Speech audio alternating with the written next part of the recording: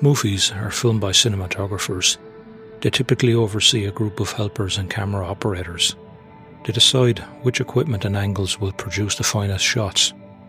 And because lighting plays a significant role in how the image looks, they also modify the lighting of a shot. The DP themselves typically oversees the camera and electrical department, which includes the grips, the gaffers, the best boys, the camera operators themselves, the focus pullers. You will often see them having credits on IMDb as working within the camera and electrical department during their earlier careers. They may have carried out one or all of these duties as part of their apprenticeship. So as well as a creative force on set, they are actually an important head of department. All the DPs this year are all veterans of a variety of genres and media. Let's start out by looking at the nominees in turn. The Killers of the Flower Moon and Barbie were shot by Rodrigo Prieto. The former was nominated, the latter was not. In addition to being nominated for 4 Academy Awards for his work on Martin Scorsese's Silence 2017, Brokeback Mountain 2006, The Irishman in 2019, and now Killers of the Flower Moon in 2023, he has also received recognition from the American Society of Cinematographers, BAFTA, Independent Spirit and Online Film Critics Society. He has also produced a short film called Likeness, which debuted at the Tribeca Film Festival and starred Elle Fanning. This year's nomination, Killers of the Flower Moon, would have been a very deserving winner. Prieto's vision coupled with Scorsese's direction combine impeccably planned mise-en-scène, the choreography of blocking and camera movement and the exquisite use of available light. No frame is wasted in Scorsese's wide aspect ratio. The cinematography here ultimately serves the director's style. Between jump cuts to inserts, continuous tracking shots and urgent zooms, the viewer is left in no doubt whose film they are watching. Even though Prieto and indeed Flower Moon were unlucky this year, the aforementioned qualities cannot be attributed to even one of the other nominees. The next nominee I'd like to talk about is El Conde, photographed by Edward Lachman, directed by Pablo Larraín. Larraín's appropriation of historically villainous players to contrive a vampire movie is another fine example of how the DP helps further realise the auteur's vision. The creative decision to shoot in monochrome seems ironic in that it draws you in and attunes your attention to a heightened rendering of a nation's psyche as it attempts to make sense of a shared trauma.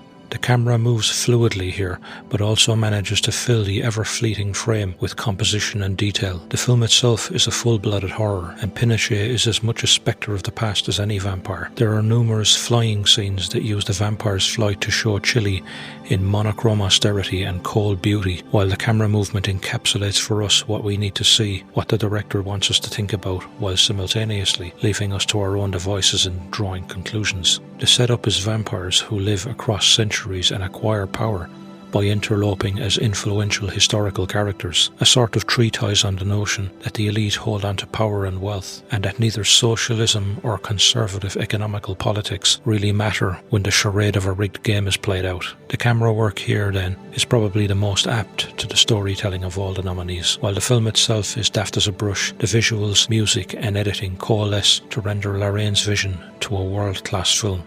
Next in line is Maestro, photographed by Matthew Libatique for director Bradley Cooper. Cooper knew enough to employ Libatique as cinematographer in his latest movie. They have between them a couple of movies together now, including A Star is Born over the last few years. I first came to know Libatique's work in Phone Booth in 2000, directed by Joel Schumacher and starring Colin Farrell. He has since gone on to direct numerous films for Darren Aronofsky, which is probably his most famous work within his own canon.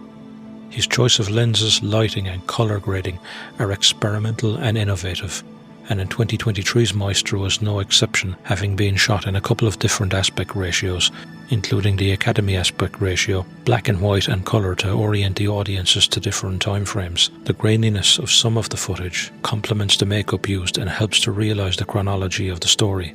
It is my humble opinion that Cooper has been brushed aside a few times during Oscar season, but is a fine director of the staging of visuals and storytelling. His vision in Maestro is beautifully realised by Libatique, whose work here is arguably technically and artistically better than the actual eventual winner. That said, I think the movie lacks a certain originality, which is a byproduct of the constraints of biographical storytelling. Next up is Poor Things, photographed by Robbie Ryan. Directed by Yorgos Lanthimos, starring Willem Dafoe, Emma Stone and Mark Ruffalo.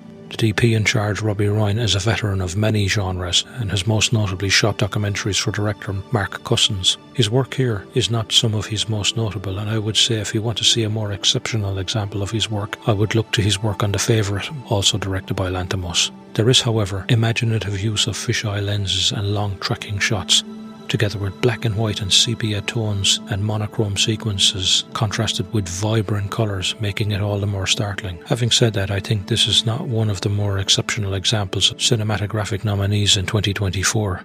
The lively camera work follows the characters around but does not especially compose anything other than what is on the pages of the screenplay, especially when compared to Killers of the Flower Moon. No doubt Ryan is a talented cinematographer, but this is not easier. My commentary on this essay seems to have presented the films in a somewhat descending order in terms of how good I think the nominees were, and it's ironic that Oppenheimer comes last on the list, having won the Academy Award. I feel that on an artistic level, it is probably the weakest of the candidates, even though it has made use of IMAX films, camera and film stock, and its pioneering use of the newly developed black and white film stock for IMAX. This is not to say, however, that it is a badly made film, quite the opposite. But when compared to some of his contemporaries this year, most notably Prieto and Lachman, he is not in the same league, I don't think. And that's one of the things with these Oscars. Sometimes it's not the specific work that is nominated that is the standout, but an artist's overall contribution to the art form over a period of years. Yes, Van Huytema is as deserving as any of the candidates, just not particularly for this work. I hope you get the chance to watch and critique the works the same way I did, and get a chance to enjoy them more importantly. It's been a good year for cinema, but as with many other years, it's one particular film that has captured the imagination and swept the board. None of the cinematography here on display is bad at all per se, it's just that some are better, and at a certain level or Academy Award nominee pedigree, it's not so easy to pick them apart. Some are great and others are just in a class of their own. If you enjoyed the video, please leave a like and subscribe. Hit the bell icon for notifications. Let me know your thoughts in the comments, and I'll see you in the next one.